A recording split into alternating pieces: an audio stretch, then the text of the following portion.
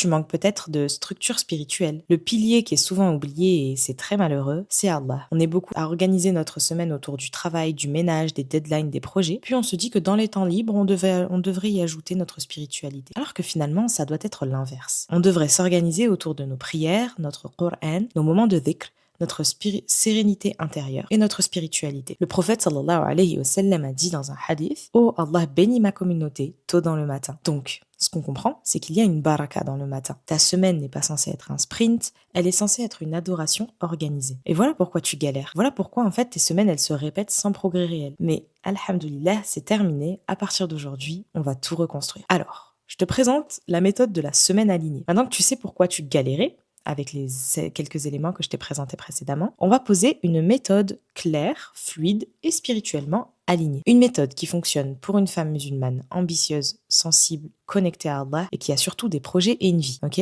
Cette méthode, elle va reposer sur 7 étapes. Elles sont simples en apparence, mais en fait, elles vont être puissantes quand tu vas les appliquer ensemble et surtout les appliquer correctement. Premièrement, commence toujours par ton intention. Ça, c'est vraiment le point que je mets toujours en avant dans chacun de mes épisodes de podcast. Tu t'assieds, tu fermes les yeux, tu respires et tu te poses cette question. Pourquoi est-ce que je veux m'organiser ? Tu peux répondre pour être plus proche d'Allah, pour être utile, pour être disciplinée, pour devenir la femme que je veux être, pour retrouver la paix intérieure, pour avancer dans mes projets avec sincérité. Le prophète sallallahu alayhi wa sallam nous dit dans un hadith que les actes ne valent que par leurs intentions. Donc si ton intention est claire, ton organisation devient alors un acte de rapprochement vers Allah si ton intention est telle. Crois-moi que ça change tout.